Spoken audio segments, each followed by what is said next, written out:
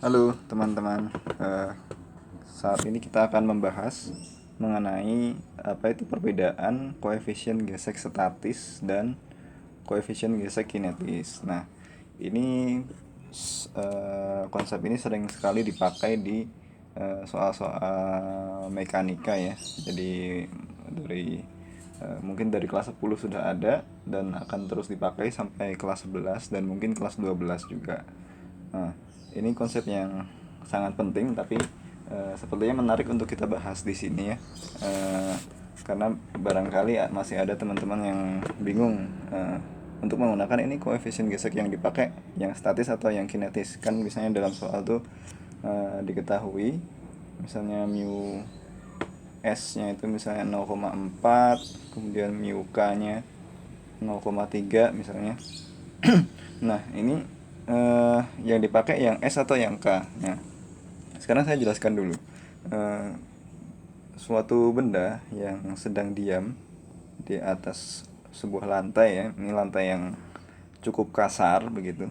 Nah, kalau kita lihat dalam tataran mikroskopis ya, di misalnya ini kita perbesar di dalam pertemuan antara benda dengan lantai ini kan seperti ada gerigi gitu ya, antara ini benda dan ini lantai, dimana ini ada semacam interlocking gitu sehingga eh, ketika benda ini digeser ke sini itu ini seperti melawan begitu, melawan arah geraknya, sehingga ada yang disebut gaya gesekan gitu, atau kita biasa sebut eh, friction atau simbolnya F kecil.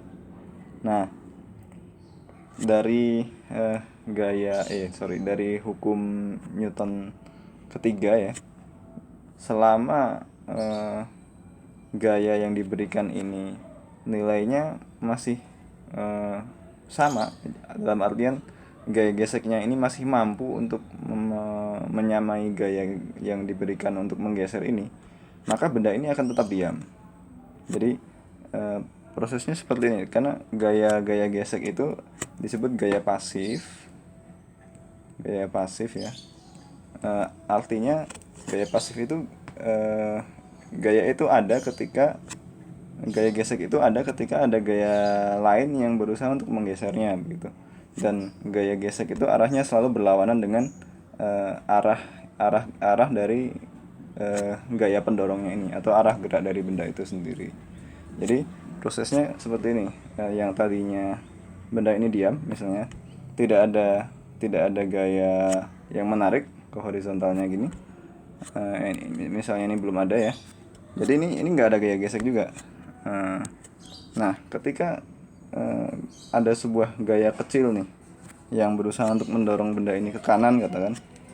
Nah, ini akan muncul gaya gesek yang besarnya sama dengan gaya ini tapi arahnya berlawanan. Selama gaya geseknya ini belum terlampaui oleh gaya dorong ini, maka benda ini akan tetap diam. Nah, ketika dorongan ini semakin kuat, semakin besar, nah ini benda ini akan ada di suatu titik tertentu yang dimana dia itu hampir akan bergerak.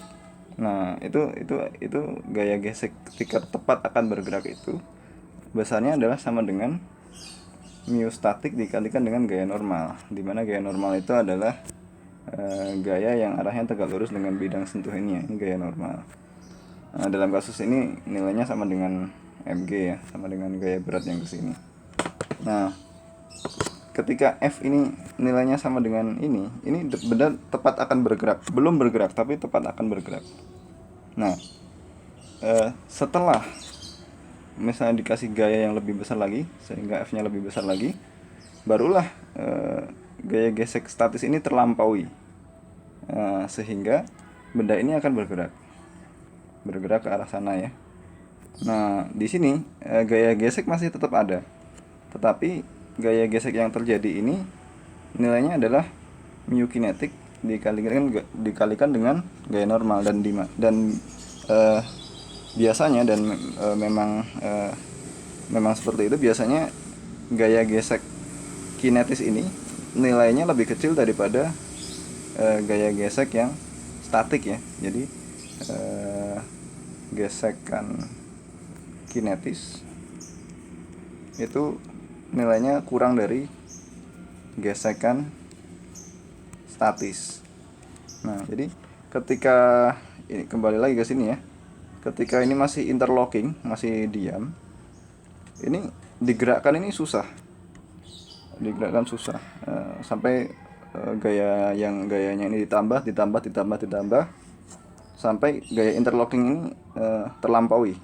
Ketika sudah terlampaui, maka ini akan seperti ada bagian yang rusak gitu, interlocking, sehingga gaya gesek yang terjadi itu semakin kecil. Maka di dalam soal itu biasanya kan mu statik itu pasti nilainya lebih besar ya daripada yang mu kinetik ini lebih kecil biasanya. Jadi kita perlu pastikan ya dalam soal, misalnya kayak gini. Ini contoh soal ya. Contoh soal, misalnya ada sebuah benda dengan massa katakan 10 kg dengan gravitasi 10 meter per sekon kuadrat. Nah, berarti ini ada gaya berat yang arahnya ke bawah sebesar mg. Otomatis akan ada gaya normal sebesar n yang dalam hal ini nilainya sama ya dengan mg. Nah, misalnya ada gaya horizontal sebesar f. Nah, kita tinjau dulu nih kasusnya. Mu-nya ya, mu-nya yang mu statis 0,4, yang mu kinetis 0,3 misalnya. Nah, kita tinjau dulu gaya horizontal ini besarnya berapa. Apakah dia bisa itu tadi ya, membuat interlocking ini terlampaui atau tidak. Ketika ini terlampaui, berarti benda ini bergerak. Ketika tidak bisa terlampaui, berarti benda ini masih diam.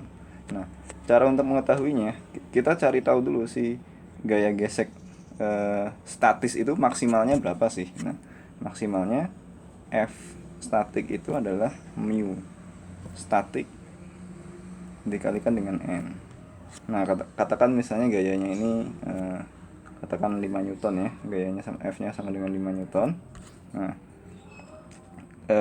gaya gesek statisnya ini berarti mu statik 0,4 dikalikan dengan N, di mana N-nya itu sama dengan M dikali G, 10 dikalikan 10 sama dengan ini 100 ya, 0,4 kali 100 sama dengan 40 ya, 40 Newton. Jadi di sini ada gaya gesek statis yang nilai maksimumnya adalah 40 Newton.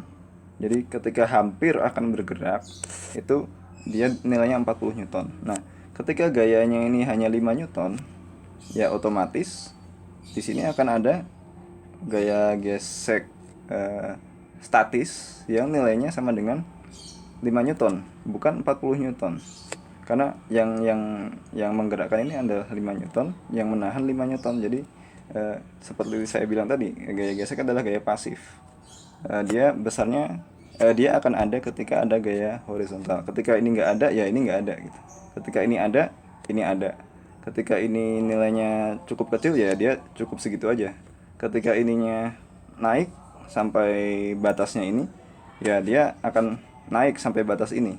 Ketika dia naik lebih lanjut lagi, nah baru itu terlampaui, sehingga baru dipakai gaya gesek kinetis, yaitu mu kinetis dikalikan dengan N, yaitu 0,3 dikali 100 sama dengan 30 Newton. Nah, misalnya sekarang kita ubah gayanya ini, misalnya F-nya sama dengan 50 Newton begitu ya. Nah, 50 Newton ini udah bisa nih mengalahkan 40 Newton ini. Sehingga bendanya ini akan bergerak ya ke sana, memiliki suatu percepatan, tentunya kecepatan juga. Nah, dan ini ada gaya horizontal sebesar 50 Newton. Nah, yang menahan di sini hanya 30 Newton karena dia udah kadung bergerak gitu. Udah yang interlocking tadi udah terlampaui, udah rusak, sehingga gaya geseknya adalah gaya gesek kinetis. Nah, jadi itu caranya membedakan gaya gesek yang mau kita pakai itu kinetik, statik atau kinetik begitu. Ya, terima kasih.